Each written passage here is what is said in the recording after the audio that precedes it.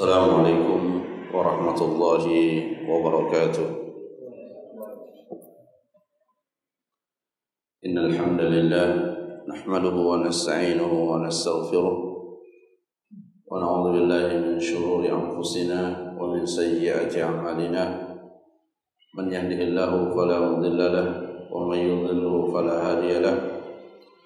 Asyhadu an la ilaha illallah wahdahu la syarika lahu wa asyhadu anna Muhammadan abduhu wa rasuluh.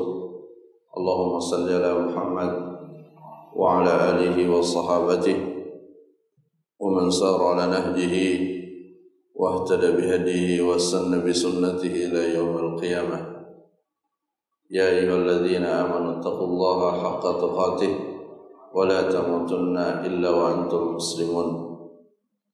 Allahumma 'allimna bima yanfa'una وانفعنا بما علمتنا وزدنا علما وتوفيقا والحقنا بالصالحين.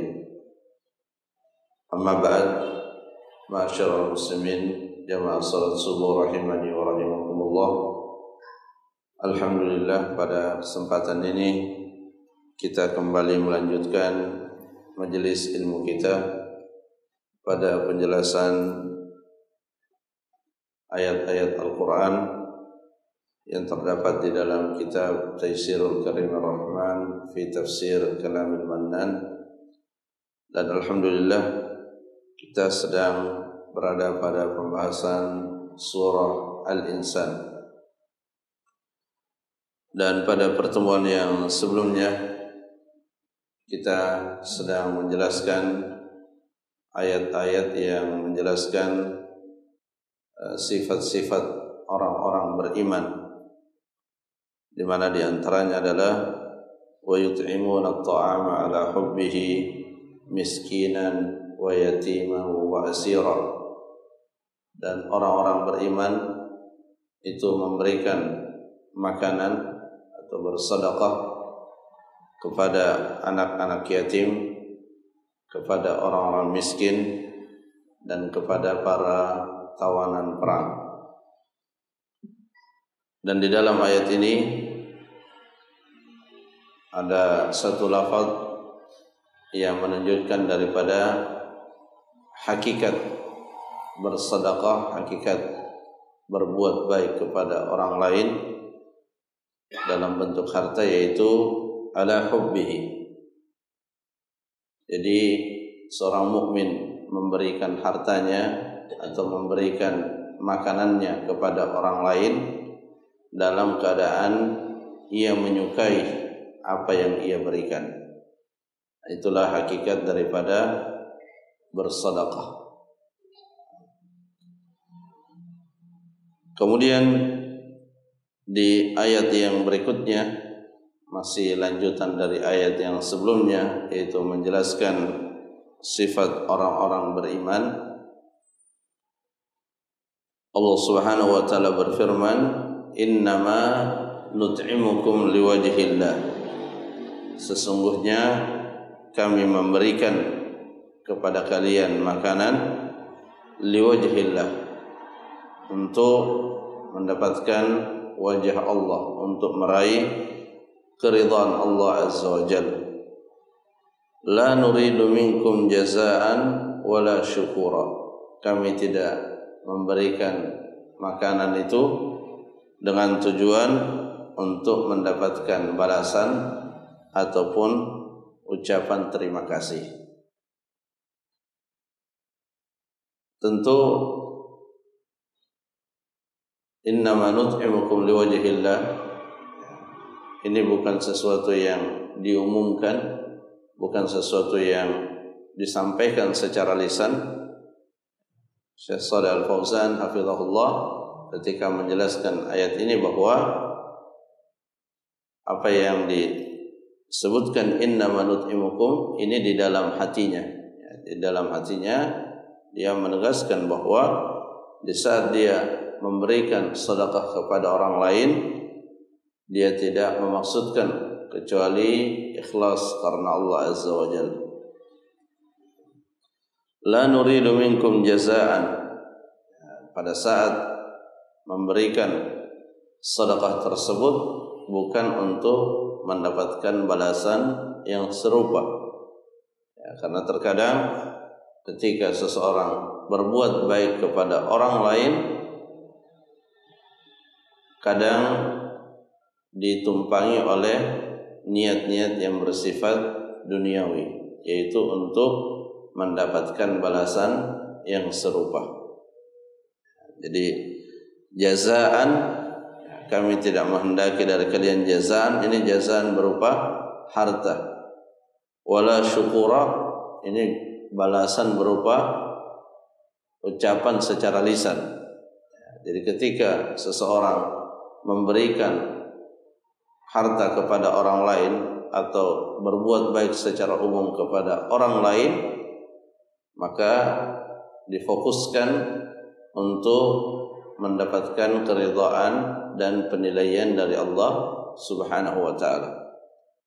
Dan kita jaga hati-hati kita dan kita jauhkan niat-niat kita dari tujuan-tujuan untuk mendapatkan hal-hal yang bersifat duniawi.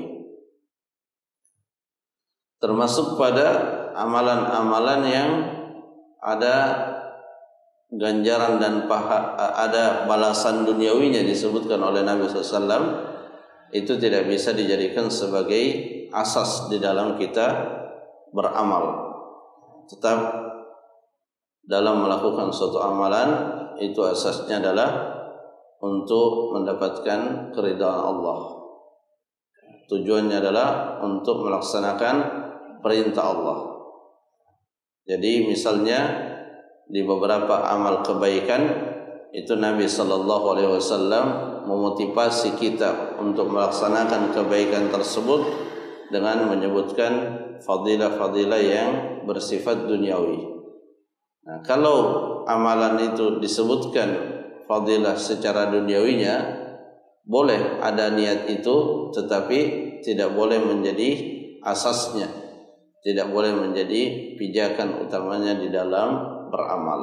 Pijakan utama dalam beramal itu harus selalu berada pada posisi untuk mencari keridhaan Allah Subhanahu wa taala. Misalnya berkaitan dengan silaturrahim. Allah Subhanahu wa Nabi sallallahu alaihi wasallam dalam hadis yang sahih menyatakan, man arada an yubsata lahu fi rizqihi wa an yunsa lahu fi athari falyasil rahimah. Siapa saja yang menghendaki diluaskan rezekinya kemudian diberkahi umurnya, maka hendaklah ia menyambung silaturahim. Menyambung silaturahim itu adalah penyebab luasnya rezeki kita, bertambahnya rezeki kita, dan juga menjadi penyebab panjang dan diberkahinya umur kita. Ini adalah motivasi yang bersifat duniawi, dan boleh motivasi duniawi yang memang ada disebutkan oleh Nabi menyertai niat kita, tetapi dengan catatan motivasi dunia tersebut tidak boleh menjadi asas dan pijakan utama dari amalan tersebut. Adapun yang tidak disebutkan, maka kita jauhkan dari niat-niat yang bersifat duniawi tadi. Ya, karena keberadaan niat-niat yang bersifat duniawi menyertai niat karena Allah itu akan mengurangi, bahkan jika dia menjadi dominan bisa membatalkan amalan yang kita lakukan. Dan jika itu berkaitan dengan ibadah-ibadah mahdhah, ya, ibadah-ibadah yang bersifat ritual, maka itu menyebabkan kita berada di dalam kesyirikan yang sangat besar, kesyirikan kepada Allah Azza wa Jalla. Jadi ya, innama nut'imukum liwajhillah la nuridu minkum jazaan wala syukura. Inilah yang menjadi target awal kita ketika kita melakukan suatu amalan. Dan inilah yang juga kita munajatkan kepada Allah Subhanahu wa taala. Jadi kenapa kita diajarkan doa oleh Allah dengan ya muqallibal qulub tsabbit qalbi ala dinik, di antaranya adalah agar hati kita diteguhkan, dikokohkan di atas keikhlasan. Ya, karena memang karakter dan tabiat dari hati seseorang itu mudah bergeser.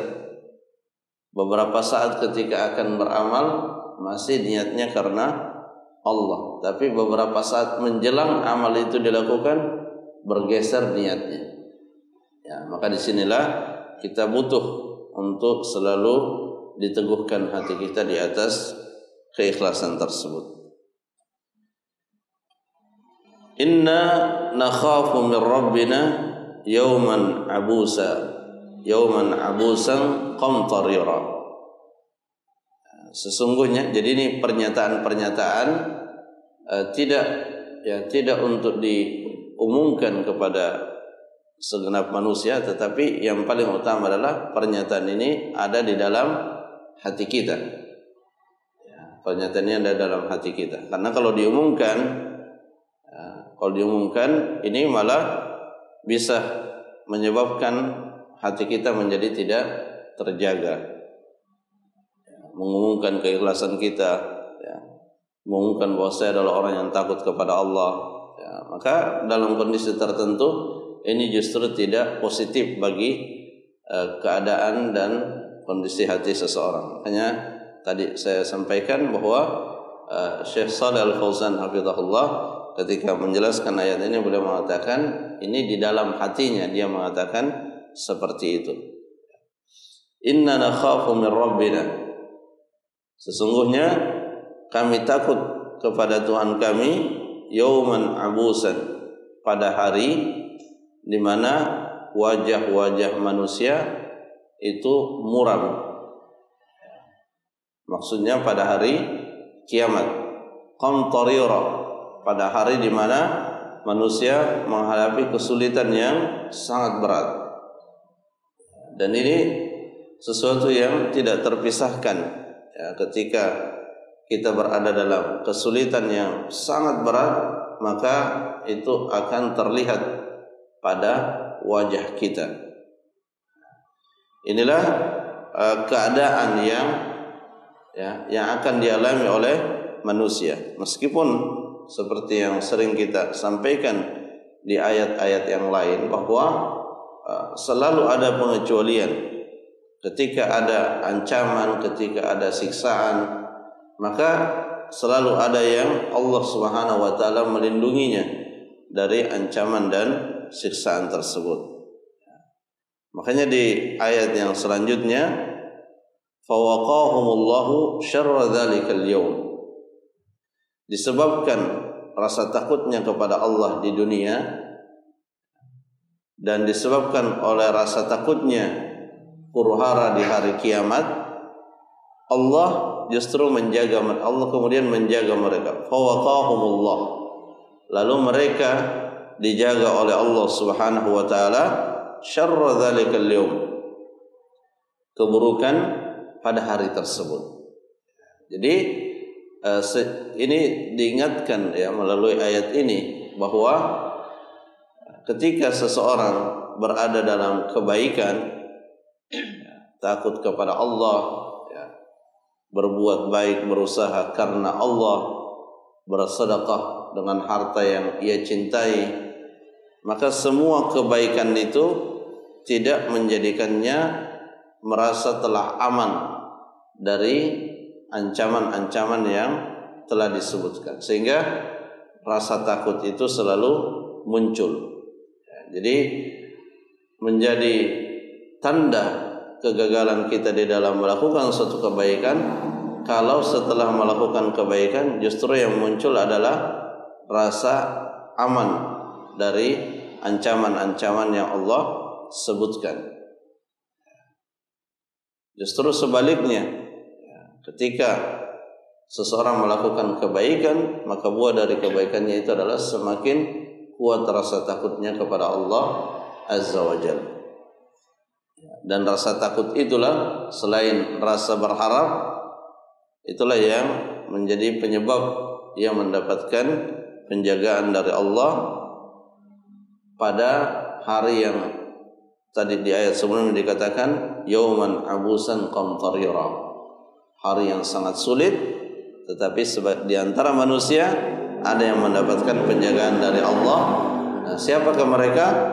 Ini yang sudah disebutkan ciri-cirinya, yufuna bin nadri wa yakhafuna yawman kana syarruhu mustatira, kemudian yut'imuna at'ama ala hubbihi miskina wa yatima wa asira, dan seterusnya. Dijelaskan oleh Syekh Abdul Rahman bin Nasir As-Sa'di rahimahullah, beliau mengatakan fala yuhzinuhum al-fazul akbar, mereka ini tidak menjadi sedih di saat diperhadapkan dengan huru-hara hari kiamat yang begitu dahsyat. Padahal manusia yang lainnya ya, seperti di ayat yang sebelumnya, abusan, wajahnya muram, qamtarira, berada di dalam kesulitan yang sangat berat. Tetapi di pihak yang lain ada yang tidak bersedih ya, dengan keadaan itu. Kenapa? Karena dia mendapatkan wiqayah, dia mendapatkan penjagaan dari Allah Subhanahu wa taala. Wa tatalaqahumul malaikah, dan mereka bahkan mendapatkan sambutan dari para malaikat.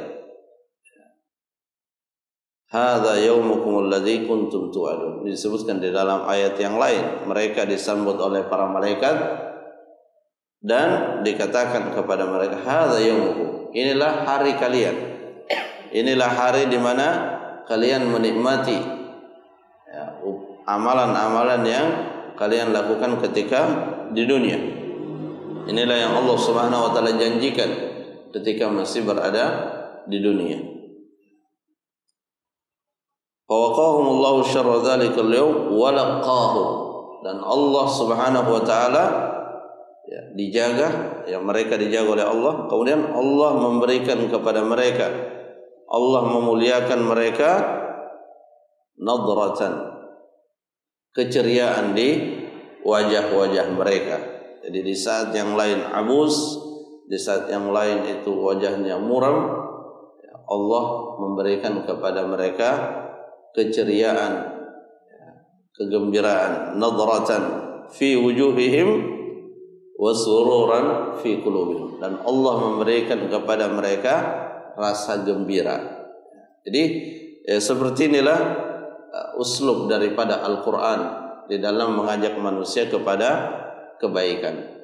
Disebutkan balasan dan penyebab orang mendapatkan balasan tersebut. Ada yang wajahnya dan keadaannya abusan qamtarira, tapi di pihak yang lain di waktu yang sama ya, ada yang nadratan wa surura, ada yang wajahnya muram dan keadaannya sangat sulit, tetapi di saat yang sama ada juga yang wajahnya penuh dengan keceriaan, hatinya dipenuhi dengan rasa gembira. Jadi seperti itulah pemandangan yang Allah gambarkan tentang hari kiamat, hari-hari yang akan dijalani oleh manusia di hari kiamat. Selalu berpasangan antara orang yang mendapatkan kesulitan dan orang yang mendapatkan kemudahan, orang yang disiksa dengan orang yang diazab. Ya, karena memang di kehidupan akhirat hanya ada dua keadaan itu. Ya, sebab di dunia juga manusia terbagi dua, ada yang melakukan amal soleh dan ada yang melakukan dosa dan kemaksiatan. Fajama'a lahum baina na'imil zahir wal batin. Jadi Allah Subhanahu wa taala dengan memberikan nadrah dan surur, memberikan wajah yang ceria dan rasa gembira di dalam hati, berarti Allah menggabungkan dua kenikmatan, kenikmatan yang nampak dan kenikmatan yang ada di dalam hati. Ya, jadi ini juga kita diingatkan bahwa pada hakikatnya kenikmatan itu ada dua. Ya, ada yang bersifat lahiriah, terlihat secara kasat mata, dan ada yang tidak terlihat oleh orang lain, yaitu kenikmatan ketenangan di dalam hati. Ya. Dan itulah sesungguhnya hakikat daripada kenikmatan. Jadi ketika seseorang gembira, ya, ketika seorang gembira yang asal usul dari kegembiraannya itu adalah keadaan hatinya yang baik, maka itulah hakikat daripada kenikmatan. Ya, sebagaimana disebutkan oleh Allah Subhanahu wa taala, ala bi dzikrillahi tatmainnu alqulub. Jadi seorang mukmin yang menjadi target utamanya di dalam kebahagiaan duniawinya, di kehidupan duniawinya, itu adalah bagaimana dia berada pada keadaan hati yang tenang. Ya, dan sudah sering kita sampaikan bahwa tidak mungkin keadaan hati yang tenang kecuali terlebih dahulu diwujudkan asasnya, itu mentauhidkan Allah dan menjauhi segala bentuk kesyirikan kepadanya. Kemudian ayat yang selanjutnya, wajazahu, dan Allah Subhanahu wa taala memberikan balasan kepada mereka, kepada orang-orang beriman, bima sabaru, atas kesabarannya dahulu ketika masih berada di dunia. Kesabaran dalam hal apa? Kesabaran pertama ala ta'atillah, kesabaran dalam menjalankan ketaatan kepada Allah. Ya, karena menjalankan perintah Allah butuh kesabaran. Kalau tidak sabar, tidak mungkin seseorang bisa taat kepada Allah. Kenapa? Karena kebanyakan perintah-perintah Allah itu adalah bertolak belakang dengan apa yang diinginkan oleh hawa nafsu kita. Jadi setiap kali Allah merintahkan suatu perintah, hawa nafsu kita mengatakan tidak. Dari hal yang menjadi rutinitas kita sehari-hari, ya, ketika azan berkumandang, di saat kita masih ingin beristirahat, ya, mestinya azan berkumandang, maka tidak ada lagi aktivitas yang paling penting dan utama selain daripada menyiapkan diri kita untuk menyambut panggilan azan tersebut. Tetapi kadang hawa nafsu kita mengajak kepada yang lain, membisikkan bahwa ini lebih penting, abaikan dulu azan itu, lakukan dulu yang ini. Demikian seterusnya, ya, kalau kita renungi, ya, perjalanan detik per detik, menit per menit dalam kehidupan kita sehari-hari, kita tidak terlepas dari suasana-suasana seperti itu. Jadi kesabaran dalam menjalankan ketaatan kepada Allah. Kemudian fa'amilu ma amkanahum minha. Ya. Ketika dia sabar dalam menjalankan ketaatan kepada Allah, maka dia akan mampu melaksanakan ketaatan itu. Kemudian yang kedua, wa an ma'asillah, kesabaran dalam menjauhi kemaksiatan. Jadi tabiat daripada salah satu karakter hawa nafsu kita itu bertolak belakang dengan perintah Allah dan sejalan dengan apa yang dilarang oleh Allah Subhanahu wa taala. Makanya dalam Al-Quran ketika Allah Subhanahu wa taala menceritakan tentang Nabiullah Yusuf, di situ disebutkan dan dikabarkan innan nafsa la'ammaratun bisu, sesungguhnya hawa nafsu itu sangat gigih memerintahkan manusia kepada keburukan. Sehingga lagi-lagi untuk bisa melawan apa yang menjadi kecenderungan daripada hawa nafsu kita, itu membutuhkan yang namanya kesabaran. Dan dua hal ini telah Allah perlihatkan di awal-awal, ya, di awal-awal adanya manusia, dan Allah perlihatkan akibatnya. Jadi ketika Allah memerintahkan kepada iblis untuk sujud kepada Adam, dia tidak bersabar, akhirnya dia tidak sujud. Ketika Allah Subhanahu wa taala melarang kepada Adam memakan buah, juga tidak sabar, dan akhirnya juga masing-masing merasakan akibatnya. Masing-masing merasakan akibatnya. Adam dan iblis masing-masing merasakan akibatnya. Cuma yang membedakan, Adam bertobat kepada Allah. Adam kembali kepada Allah mengatakan, Rabbana zalamna anfusana wa illam taghfir lana wa tarhamna lanakunanna minal khasirin. Artinya apa? Ketika dalam pertarungan-pertarungan ini, dalam keadaan kita bertarung melawan melawan hawa nafsu dan godaan syaitan. Ketika kita terkalahkan, maka segera kembali kepada Allah, mengatakan Rabbana zalamna anfusana wa illam taghfir lana wa tarhamna lanakunanna minal khasirin. Ya, asal manusia selalu kembali kepada Allah, bertobat kepada Allah, maka insyaallah dia tidak akan kehilangan kemuliaannya. Kemudian wa ala aqdarillah al-mu'limah, ya, dan bersabar atas ketetapan-ketetapan Allah Subhanahu wa taala yang buruk baginya, ya, yang menyakitkan baginya. Ya, jadi ya, kita tentu merasakan dalam kehidupan dunia senikmat-nikmatnya keadaan seseorang pasti ada situasi-situasi buruk yang dia hadapi. Dan satu faktor yang membuat kita kuat di dalam menghadapi ketentuan atau takdir buruk itu, karena di setiap takdir yang buruk bagi kita itu pasti ada hikmah yang menyertainya. Ketika kita yakin keberadaan hikmah tersebut, itulah yang menjadi salah satu penguat bagi kita untuk bersabar. Karena hikmah tersebut tidak didapatkan kecuali dengan kesabaran. Nah, itulah yang wajazahum bima sabar. Jadi dengan kesabaran pada 3 hal tersebut, pada menjalankan perintah, menjauhi larangan, dan menghadapi takdir-takdir yang menyakitkan, maka Allah memberikan jannatan. Allah membalas kesabaran itu dengan surga, wa harira, dan pakaian yang berasal dari sutra. Di sini Allah Subhanahu wa taala menyebutkan kenikmatan secara umum, kemudian menyebutkan kenikmatan secara khusus. Ya, tentunya setiap kali Allah menjelaskan balasan yang akan kita terima di akhirat, baik itu balasan kebaikan ataupun keburukan bagi yang melakukan perbuatan buruk, tentu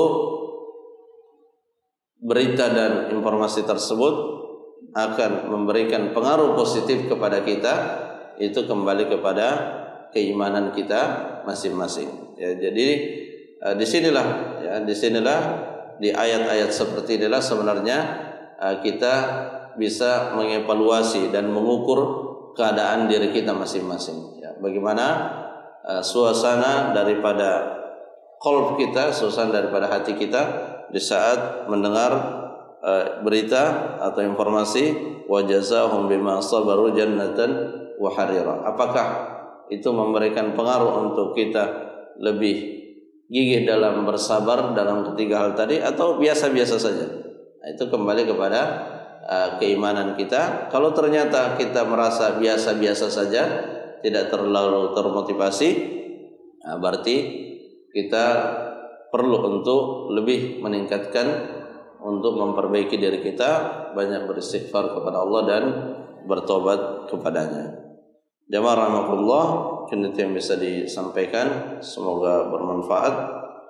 Wallahu taala a'lam bishawab. Kita cukupkan dengan membaca doa kafaratul majlis. Subhanakallahumma rabbana wa bihamdik, asyhadu an la ilaha illa ant, astaghfiruka wa atubu ilaik. Assalamualaikum warahmatullahi wabarakatuh.